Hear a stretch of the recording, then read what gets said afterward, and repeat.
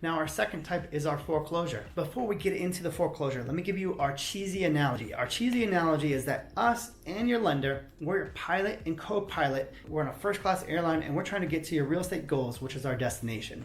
Now, real estate is stressful. The reality is we're in like the top 5 most stressful things: death, divorce, getting married, having kids, buying and selling real estate. We're like in the top 5.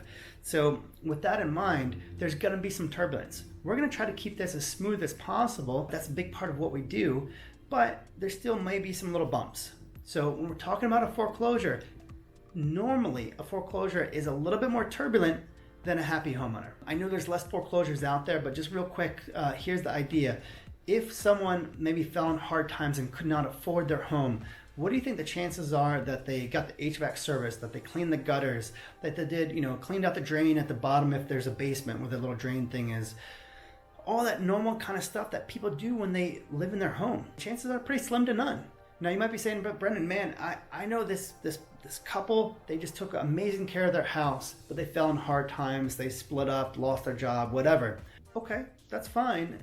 Here's the question. How long did it take the bank to get the house and put it back on the market? 3 months, 6 months, a year, 2 years, 3 years? I've seen it all. And the problem is, during that time, was the electricity on? Was someone cleaning out the gutters? Were they cleaning out that little basement drain thing? Were they doing other stuff? Was the sub pump running? So in other words, we're asking for deferred maintenance. We're asking for problems. No, that's okay. I mean, look, the reality is most places that you get into, you're gonna have a problem the first 6 months. But that's even more true in a foreclosure. So I just want you to be aware, when we're dealing with foreclosures, there's usually more deferred maintenance, okay? The last thing that I'm gonna say about foreclosures is that really, the bank, they're gonna do what they want. They don't care about you, and they're gonna do things that aren't necessarily logical. And with that in mind, I have some clients who in the years past would come to me and say, Brendan, I wanna buy a foreclosure. I'd be like, that's great, how come? And I said, well, because I want a deal.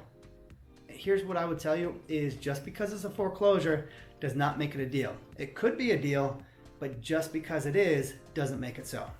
All right?